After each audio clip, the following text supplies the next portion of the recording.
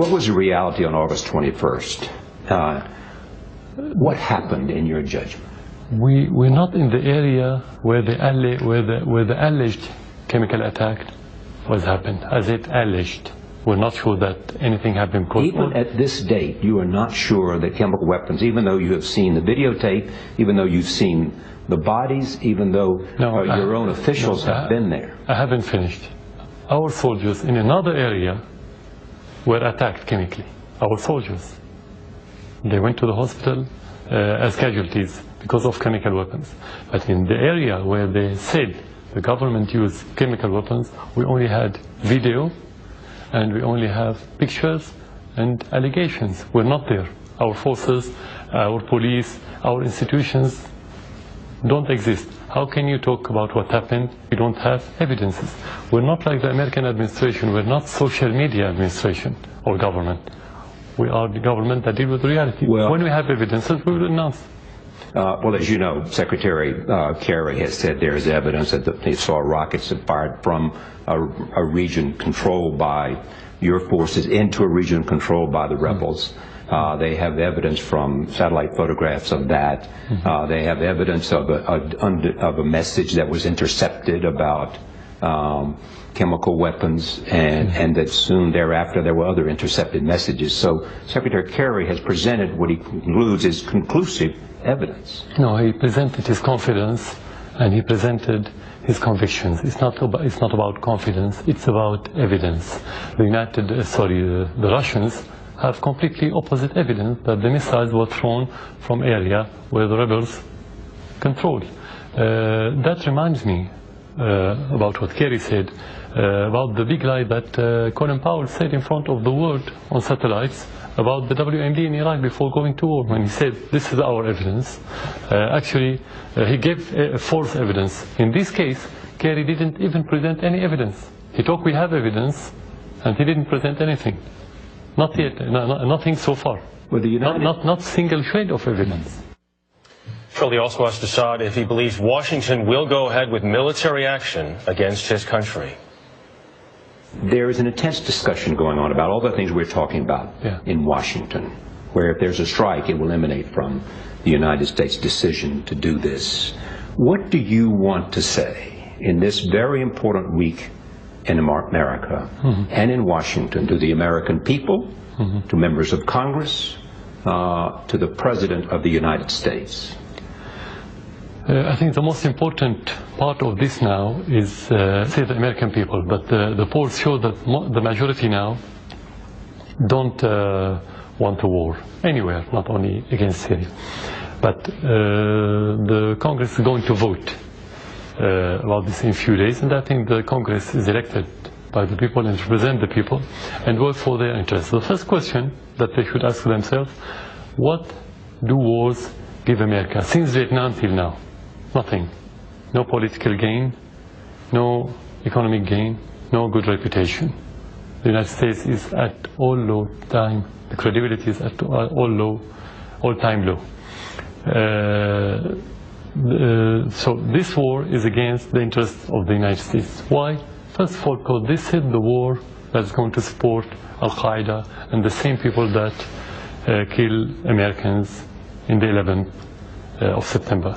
The second thing that we want to tell to the Congress that they should ask, and that's what we expect them to ask this administration about the evidence that they have regarding the chemical story and allegations that they presented. I wouldn't tell the President or any other official because we were disappointed by their behavior recently, because we expected this administration different from Bush's administration. They are adopting the same doctrine with different accessories. That's it.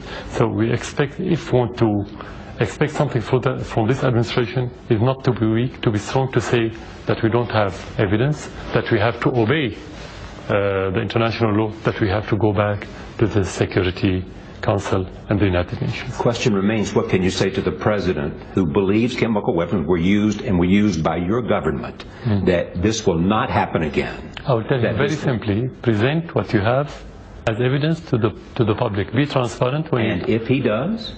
If he does. If he presents that evidence. This is where you can discuss the evidence, but he doesn't have.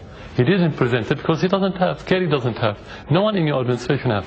If they had it, they would have presented it to you as media from the first day. They have presented it to the Congress. Nothing. They Nothing have shown the Congress what they have and the evidence they have from satellites, intercepted messages, and the like. Nothing presented. Nothing has been presented so far. They have presented it to the Congress, sir. You're a reporter. Get this evidences and show it to the public in your country. They're presenting it to the public representatives. You don't show your evidence and what you're doing and your plans to other people that within your own council. They're showing it to the people's representatives who have to vote on an authorization to strike. And if they don't find the evidence sufficient. First of all, we have the precedent of Colin Powell 10 years ago. When he showed the evidence, it was false and it was forged. This is first. Second, you want me to believe American evidence and don't believe the indication that we have. We live here. And Assad gave a chilling warning when Charlie asked what kind of retaliation American interests could face if the U.S. launches a strike. Will there be attacks against American bases in the Middle East if there's an airstrike? You should expect everything. You should expect everything. Not necessarily through the government. It's not only the governments are not the only player in this region. You have different parties, you have different factions, you have different ideology. You have everything in this region now. So you have to expect that. Tell me what you mean by expect everything. Expect every action. Including chemical warfare? That depends if the rebel or the terrorists in this region or any other group have it. It could happen, I don't know. I'm not fortune teller to tell you what's going to happen. But we'd like to know more, and I think the President would like to know more, American people would like to know, if there's an attack, what might be the repercussions and who might be engaged in those repercussions. Before the 11th of September, in my discussion with many officials in the United States, some of them are congressmen, I used to say that don't deal with the terrorists as playing games. It's a different story. You're going to pay the price if you're not wise in dealing with terrorists. So nobody expects, we said there's going to be a repercussion of the mistaken way of dealing with it, of treating the terrorism. But nobody expected 11th of September. So you cannot expect, it's difficult for anyone to tell you what's going to happen. It's an area where everything is on the brink of explosion. You have to expect everything.